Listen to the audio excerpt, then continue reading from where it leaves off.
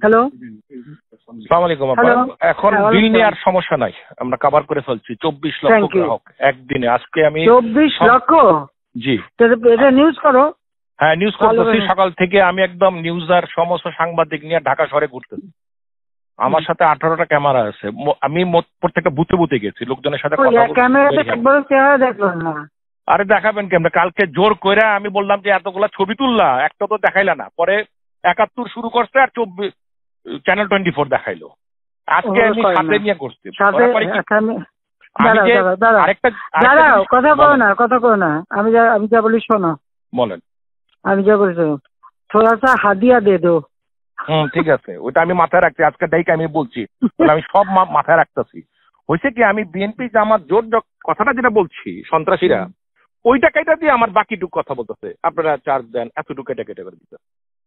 আজকে ওটা কাটলে একবার তোদের ইয়ে বন্ধ করে দেবো, বিদ্যুৎ বন্ধ করে দেবো।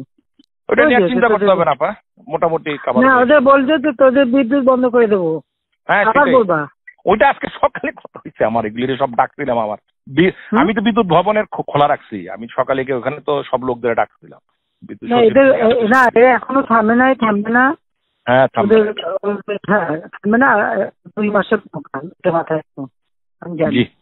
জি আমি তো বহু আগে বলছি, আমি যখন বলছি এইরকম আমি তোমার 1000 কোটি দিয়ে আসতো, ওরা মানবে না, কিছুই মানবে না। আর আমাদের যে কথাটা ওটা মানবে, বাকিরা মানবে না। ওপেন করে বসতে গেলে আরো ব্যতীত হবো যে আমাদের কথা রাখলো না, ওরা আরো বেশি চাল হবে। কারণ মানুষ সবসময় হলো সরকারের বিরুদ্ধেই থাকে, এটা হলো মানুষের নেচার। তারপরে আমি ওই করে এমনি তো আলাদাভাবে বসে বসে যোগাযোগ করে করে কথা বলা হচ্ছিল। আমাদের মাইন্ড যে করে ও কথাটা রাজি হলে ওই আমাদের শিবিরের যে করে ওটা রাজি হয় না।